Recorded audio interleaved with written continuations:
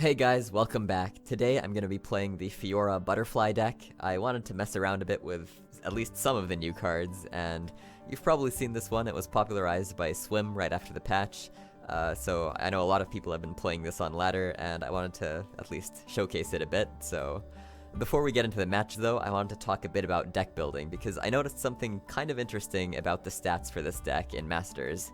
If you're looking at the screen, you'll notice that the most played version of this list has a very lousy 44% win rate over 128 games.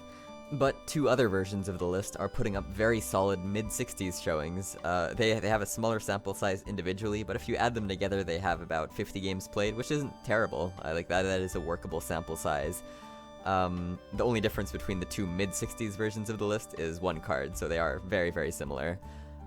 So yeah, how do you explain the huge discrepancy between the mid-40s list and the mid-60s list? Well, let's look at what's in each version. So between the 44% version and the 68% version, there are 5 cards different. The 44% version is running triple Zoe, it's running triple Mentor, it's running 2 Blade Keepers, and it's running 2 Pale Cascades. The 68% version is cutting 1 Zoe, 1 Mentor, 1 Blade Keeper, and both Pale Cascades. It's replacing them with 3 Blessings of Targon, 1 Astral Protection, and a 3rd Relentless Pursuit. Now, I'm not a statistician. It's totally possible that the win rate discrepancy is just the result of random variance, and I don't want to rule that out. But seeing the card choices, I think there's a plausible reason for why the second version is doing so much better than the first version, other than random chance. I am not at all a believer in running 3 Zoes in this list. You ultimately are relying on Fiora or Sparklefly to win you the game. Zoe is an emergency backup when you can't find another buff target, but she is not the main game plan here, and so you really shouldn't be thinking about, oh, I want to have a good Zoe win condition, a good Sparklefly win condition, and a good Fiora win condition. You need to be thinking, oh, I want enough buff targets that I can consistently have one in my hand by turn 3. And having 8 buff targets is more than enough. You are extremely likely to hit one as long as you have even just 1 Zoe, but 2 Zoes really just makes it secure. So having 3 of each is pretty much overkill, and at that point you're actually reducing the consistency of your deck because you're less likely to find good permanent buffs to actually snowball these into a victory. And we can see that the 68% version of the list is all about maxing our odds of finding these permanent buffs. So, you know, we've got the full set of Blessing of Targon as well as the Astral Protection. Sure, we cut 1 Blade Keeper and 1 Mentor, but Mentor is a bit unreliable. Sometimes it'll just get removed before it gets a buff off, and Blade Keeper is weaker than the 3/3 permanent buffs, obviously, because it's only 2/2. So yeah, that's like the huge difference between these two versions of the list. One has more buff targets, the other one has more buffs, and it seems like more buff targets, especially a mediocre one like Zoe, is not the way to go. You just want to have all the buffs possible. Because really the whole point of the deck is the ridiculous scaling that Fiora and Sparklefly have with just raw stats. So more raw stats means more success when you find those targets. Anyway, that's enough rambling on my part. I'm not going to make this a habit. I just received a few questions about deck building, and I thought that this was a weird statistical anomaly that I wanted to go over a bit before we began today's video. My version of the list is really close to the 68% version here. I just cut 1 Blessing of Targon for an Unyielding Spirit because I really like that card against, say, SI control. You can use it to counter a Vengeance and basically just win the game. So yeah, as usual, you can find my version in the description below, and onto the match. So when you're playing this deck in your mulligan, you basically have 3 objectives. First objective is find a buff target, so that's either Sparklefly or Fiora or Zoe. We have Sparklefly in this hand, so that's objective 1 completed. Objective 2 is find some way to turn that buff target into a permanent threat. So here we have Standalone, we also have Mentor, which it curves nicely into. So objective 2 is basically set. And then objective 3 is find protection for whatever you put on the board. Here we have Bastion, so that in case he gets a Tahm Kench out, we can Bastion a Swallow if we don't have enough stats to just kill the Tahm. Or we can pre-commit Bastion to play around something like Hush. So yeah, we basically satisfy all 3 of our main objectives with this opening hand, so it's a full keep. Turn 1's just a pass back and forth. Our opponent either doesn't have Krusty Codger or doesn't want to play Krusty Codger to deny me a Fiora kill. Turn 2 we draw into Fiora, so now I have to choose, do I play the Sparklefly this turn or do I bank full mana so that next turn when I play Fiora I'll have Sharp Sight open. Since my opponent hasn't played any units on the board, I'm thinking it might be a little difficult to actually go for the Fiora win condition, especially with all the buffs and protection that Tahm Soraka usually has. So I decide to go for the Sparklefly play instead, and I drop her down. Sparklefly is also just less clunky with Mentor of the Stones, since of course we can't play Fiora and Mentor on 3. Our opponent still passes, which does make me think no Boxtopus. Unlike Codger, Boxtopus would trade with Fiora at base stats, and also would allow him to threaten my Sparklefly next turn with his attack, so not playing a Codger could make sense from like a Fiora counterplay perspective, but if he had Boxtopus, I really would have expected him to play it here. Our opponent opens turn 3 with Soraka, and with only 3 spell mana left, their only real chance to interact with our board would be Shakedown, since they have the attack token. And given that they didn't play any units turn 1 or turn 2, it's pretty likely that their hand has lots of spells in it, such as Shakedown. So that's the threat here. Playing Mentor of the Stones might look like it plays into that threat, but consider the alternative. If I played Fiora and had Sparklefly on the board and he does Shakedown, then both of my carry units, both of the like scaling buff targets, are now going to be permanently vulnerable for the entire game. Playing Mentor here sort of baits out the Shakedown, and if he wants to use his Soraka to kill my Mentor, then I still get gems out of it, which are going to be pretty useful. And more importantly, his Soraka goes down to 3 health, which means that when I do drop Fiora, I can immediately threaten a kill on the damaged Soraka and force more answers out of him. An alternative play would have been just doing standalone on the Sparklefly, and I think that would have also been fine. If we hadn't drawn into Fiora, then that would have really been the only good play, but since we drew into Fiora, we sort of have the counter to his Shakedown, so I don't mind playing Mentor here either. Sort of as expected, he goes for the Shakedown and picks off our Mentor.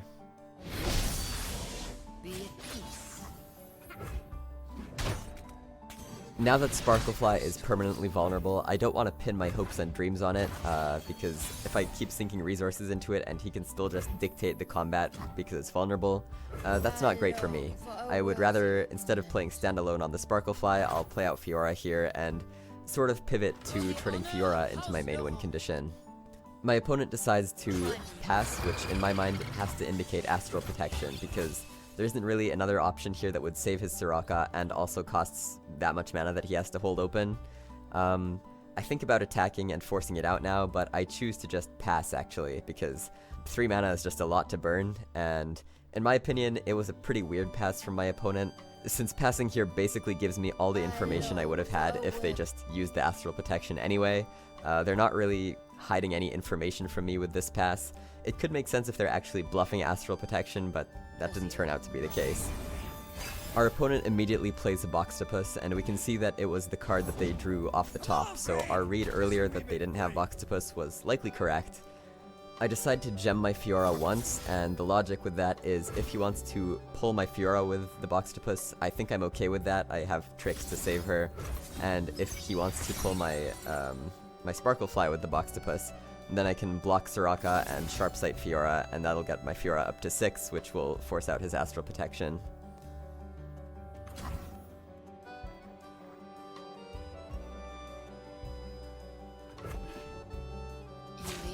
He decides to pull Fiora with Boxtopus, which probably makes sense. My options to swing this combat are either Sharpsight or Riposte on my Fiora. I don't really care what happens in the Sparklefly Soraka combat. My Sparklefly is like no longer a main win condition. So yeah, it's either Sharpsight or Riposte on Fiora. I prefer Sharpsighting first because Riposte in this matchup is really good when you save it after a Hush, because Hush can wipe out all your buffs and threaten to kill on you, and Riposte just says like, no, that's not happening, I'm not taking any damage this round, and I'm gonna get all my buffs back next turn. So saving Riposte as a Hush answer is very valuable here, so I Sharpsight first. If my opponent has Pale Cascade or Hush, they can re-threaten a kill on my Fiora, and they would force out a second answer from me, probably the Riposte. If they have both Pale Cascade and Hush, then my Fiora is dead and I can't save her, and that would probably lose me the game, so we have to just hope that they don't have the Pale Cascade Hush hand, or a double Hush hand. That would actually also work for them.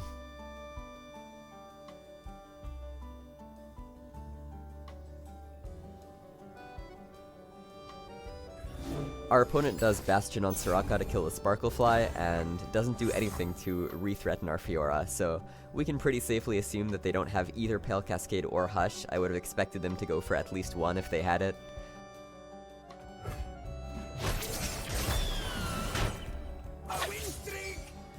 After combat, my options are Relentless Pursuit, Standalone, or Gems.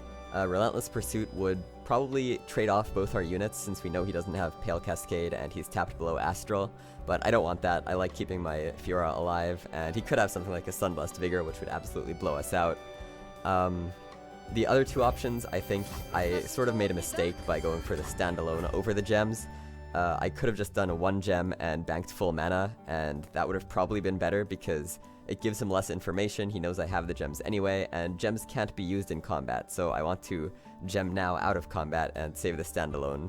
It would have just been a little bit more flexible, it keeps more options open next turn, and doesn't give him as much info. Watching it back, I realized I could have done single gem into Relentless Pursuit, and that would have been really strong because, like I said, we know he probably doesn't have Pale Cascade, and getting to kill this Soraka while he's tapped below Astral would have just been very, very strong. So I said it was a small mistake. It was actually a pretty big mistake, I think. But okay, we went for the Standalone, and now we threaten the Soraka with our open attack next turn. Despite the mistake, I still really like this position because forcing out an Astral Protection when they don't even benefit from the healing effect is always really good. My plan is to Pursuit after the Astral and threaten the Soraka again. I probably could have used 1 gem before combat just because there's no real reason not to. I'm healing my Fiora anyway, and there's no other options that I really need to keep open here, so gemming before both combats would threaten just a bit more damage. I'm really not sure why I chose not to. I think in my mind I was thinking I might need Riposte plus Hush, but Hush obviously doesn't do anything here because his Soraka is Bastioned anyway, so it made very little sense. My opponent hits me with the Heimer emote, and I decide to just swing. Astral Protection comes down exactly as expected.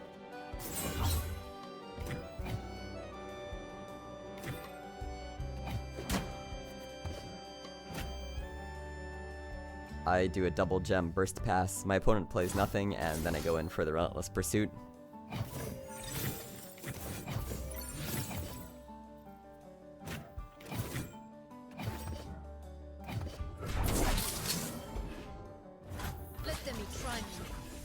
And second Astral Protection off the top saves his Soraka, so that's a little annoying, but not a huge deal. That's 2 down, 1 more to go.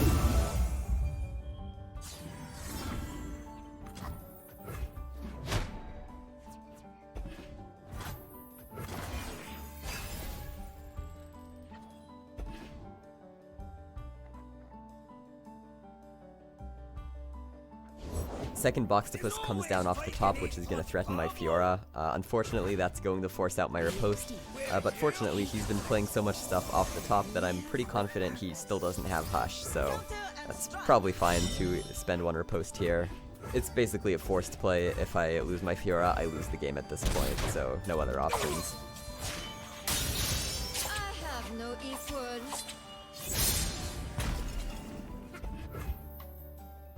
After combat, we both burn a little bit of mana, and now we're in a pretty awkward stalemate situation. He, of course, doesn't want to play any more units because they will be easy pickings for my Fiora, but I also don't really have the raw stats to attack into this Soraka. I could go for a single combat to pop the Spell Shield, followed by a Hush to make the Soraka killable, but that would be ineffective against second Bastion. Instead, I just burst past with my own Bastion to try and squeeze out a little bit of value from this turn.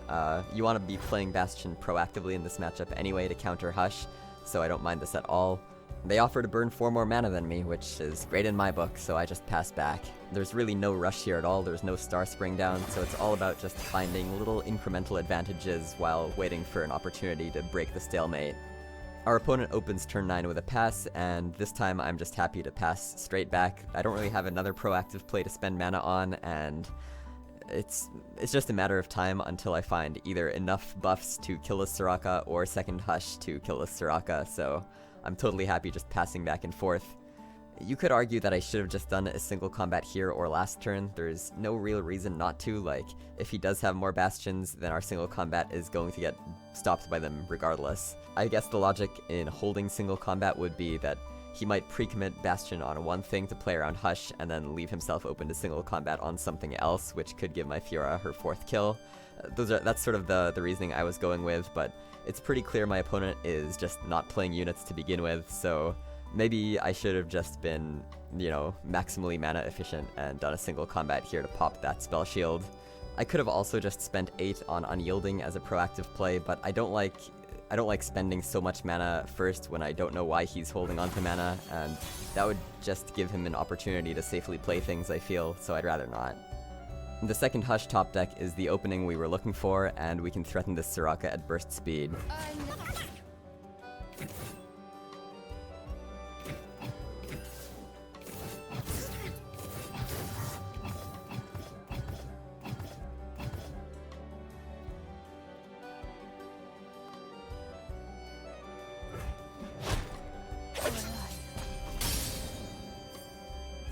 My opponent plays Tahm, and I can't really go for a single combat against it because my Fiora's health is too low now. I would have to either pre-commit Bastion or Riposte, and either one is a pretty valuable resource. I definitely want to hold my Bastion because if he can save the Tahm, then I need it to reapply Spell Shield after he pops Spell Shield with Acquired Taste. And obviously I want Riposte in case he finally draws Hush, because Riposte is my answer to Hush. Or I guess my answer to double Hush, since I have Bastion up at this point.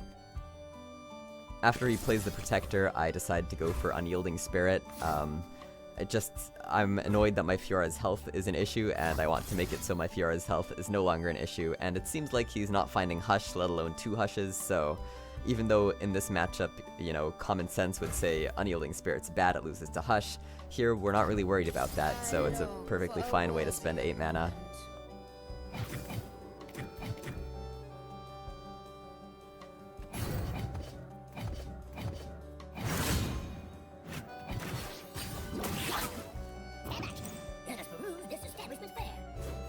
Our opponent opens with Bayo Brunch to make his Tahm Kench huge. I'm pretty sure he has Bastion at this point if he's going for this play, but this is really my last chance to use single combat to force Bastion out of him, because if his Tahm gets a bunch of HP, then it's no longer immediately a threat to him. So I'd rather use the single combat now and force the Bastion out when it's getting guaranteed value.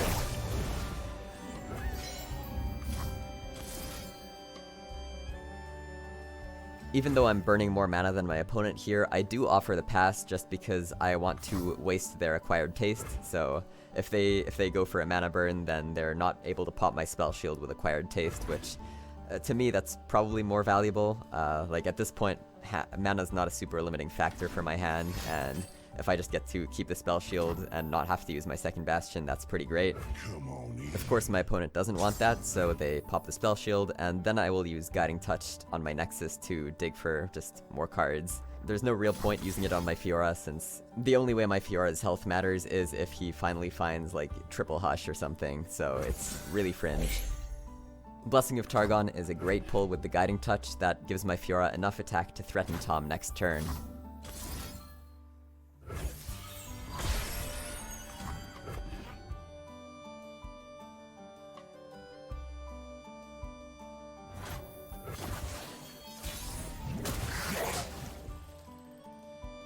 Appetizers of plenty.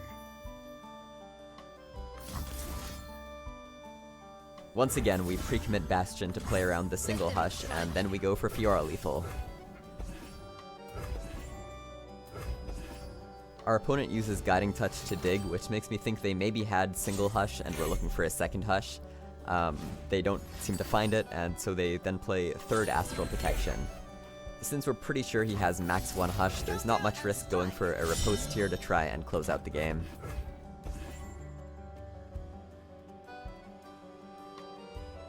And our opponent's finally out of answers, so we get the win.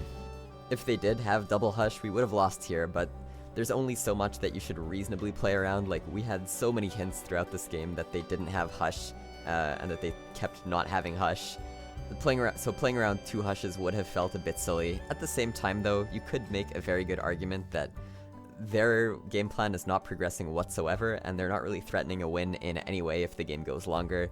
So maybe it was wrong to riposte, maybe I should have just let it go another turn. If he wants to play something like Soraka, then I can just kill Soraka before, like, as he's healing the Tahm Kench with her. So yeah, I'm not really sure what the drawback would have been to saving Riposte in case of the extremely unlikely double Hush hand. I guess the drawback would have been he keeps generating acquired tastes and gets to pop this spell shield as well, and then single Hush is now a threat. So yeah, I think I'll stand by my decision. I didn't make a mistake on the last turn here. The main part of this game that I bungled was the end of turn 5, beginning of turn 6. I definitely missed a chance to kill Soraka with Pursuit beneath his Astral Protection, which would have put me in a really, really strong position very early on. I guess I just wasn't thinking about Pursuit as the kind of card that you play when each player has a single unit on the board, but I will try to...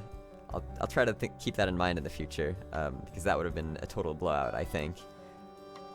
Other than that, though, I think it was a pretty well-played game on my part. I managed to eliminate quite a few options from his hand range early on, and then just slammed big numbers into his big numbers until he was out of answers.